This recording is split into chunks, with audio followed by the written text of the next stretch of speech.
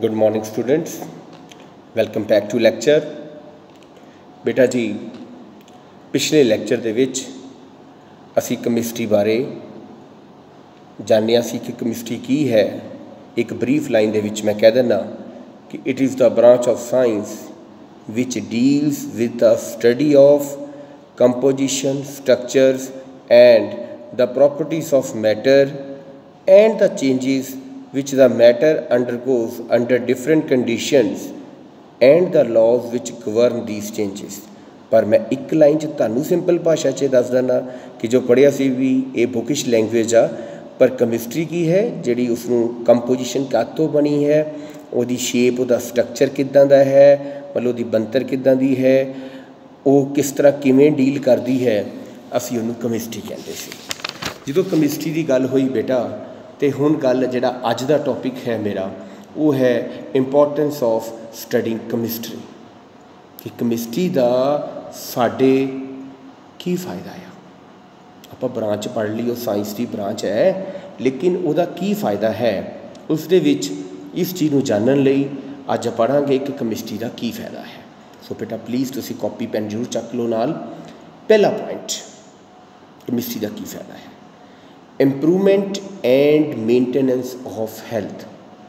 Improvement and maintenance, improvement मतलब होंदा कोई बदलाव आ जाए, पॉजिटिव एनर्जी, कोई फायदा हो सानूं। मेंटेनेंस ऑफ हेल्थ, तुहाडी हेल्थ उसकी मेंटेनेंस करनी, तुसीं वधिया तो वधिया ठीक होना।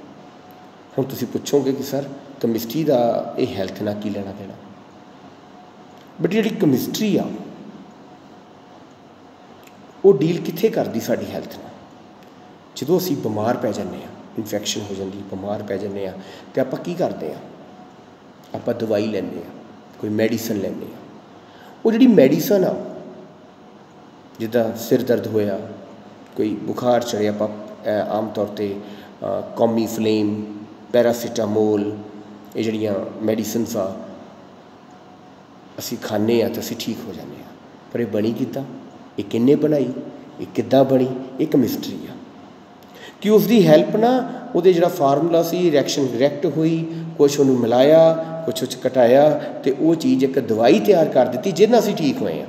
ये मतलब केमिस्ट्री जिहड़ी हेल्प करती आ, it is responsible for the discovery of large number of drugs and medicines.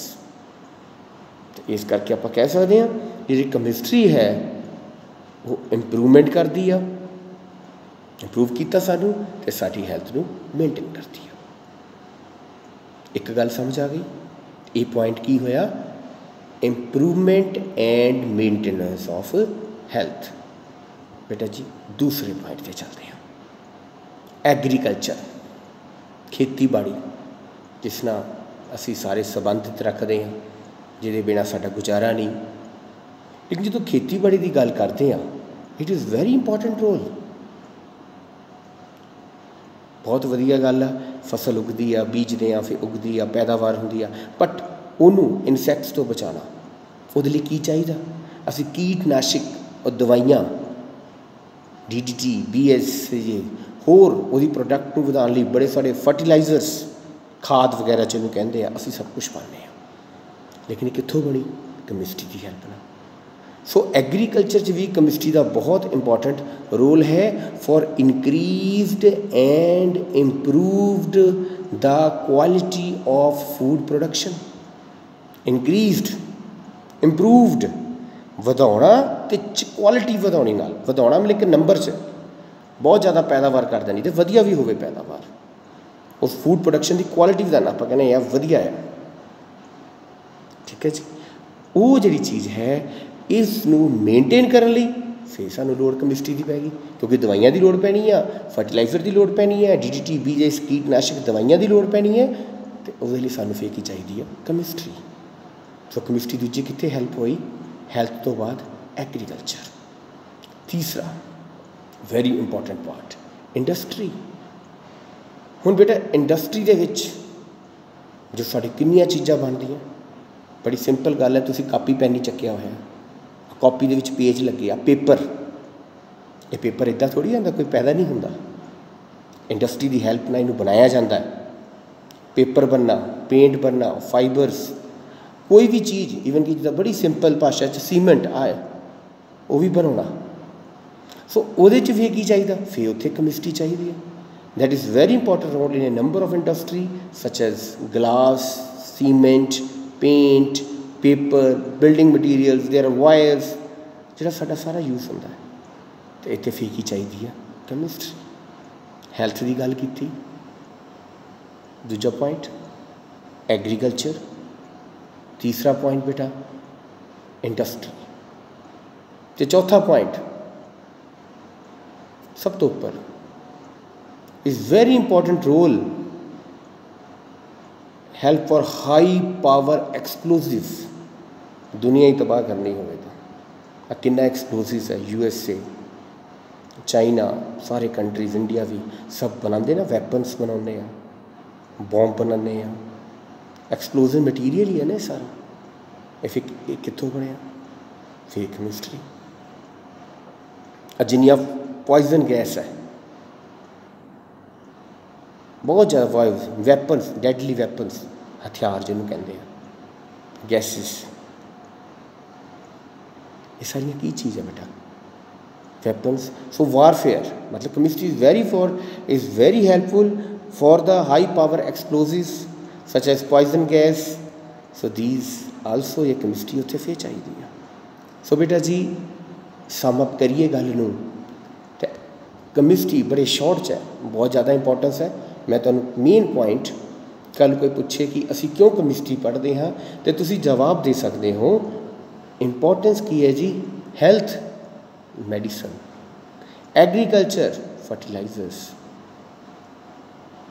Industries, third point paint वगैरह, paper, and fourth warfare, WARFARE, weapons वगैरह, सिंपल भाषा लिख लो। सो इस तरह ये साइंस की वो ब्रांच इन्ने फायदे देंदे आ, इसलिए आपां नूं केमिस्ट्री कहते हैं। तो ये वो सारे फायदे सी।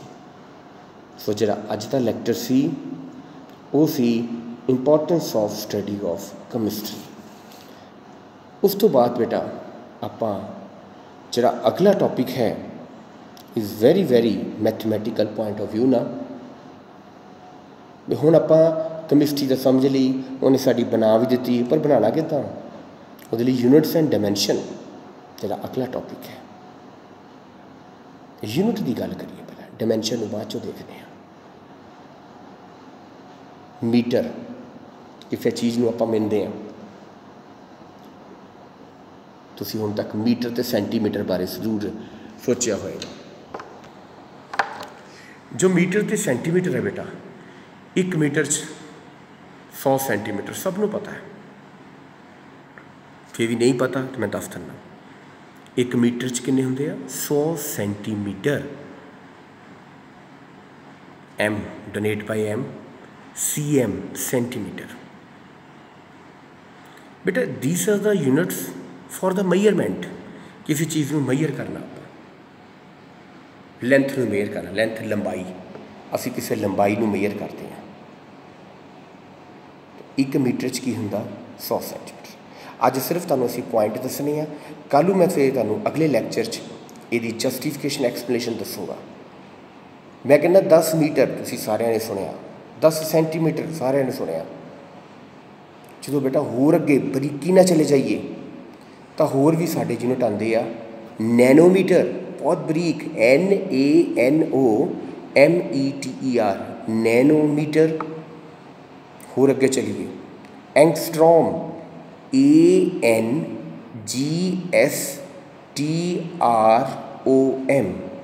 एंग्स ANGS, स्ट्रॉम TROM, एंगस्ट्रॉम। वड्डे वड्डे सूरज तक आप डिस्टेंस मापना हो तो ये विचकार एक हो रहा है पीकोमीटर, PICOMETER। जरा 5 गल्लां दिमाग च बिठाइयो। मीटर, सेंटीमीटर, सीक्वेंस कोई भी होवे, मीटर, सेंटीमीटर, नैनोमीटर, बैटर है तो सीक्वेंस याद करो, angstrom, picometre, metre, centimetre, please note down, metre, centimetre, nanometre, NaNO, nanometre, angstrom, ANGSTROM, and last picometre, PICOMETER। So बेटा ये 5 यूनिट याद रखियो। मैं अगले लैक्चर तुहानू दी कन्वर्शन कराऊँगा। सिर्फ इन्ना याद रखियो कि ये यूनिट्स जो आप मेजरमेंट ते हुण चलने हैं, तो metre, centimetre, nanometre, angstrom, picometre, इसनू याद रखना तो फिर अगली बारी इसनू असीं कन्वर्शन करांगे। ते तुसीं हुण तक पढ़ चुके हैं कैमिस्ट्री की सी, उहदा की फायदा होया, इंपॉर्टेंस ऑफ कैमिस्ट्री दे विच, क्यों असीं कैमिस्ट्री पढ़ी, साडी डेली लाइफ च उहदा की योगदान है। तीसरा आपां टॉपिक जिहड़ा शुरुआत कीता सी यूनिट्स, जिसका छोटा जिहा पार्ट दस्सिया, मीटर, सेंटीमीटर, नैनोमीटर, एंगस्ट्रॉम ते पिकोमीटर। अगे जाके कन्वर्शन करांगे। सो तुसीं इन्हां लैक्चर नूं याद करना, नाल पढ़ना, तां तक तुसीं कंटिन्यू रखोगे तो तुहानूं ये बहुत इंटरस्टिंग लगेगा। Thank you very much.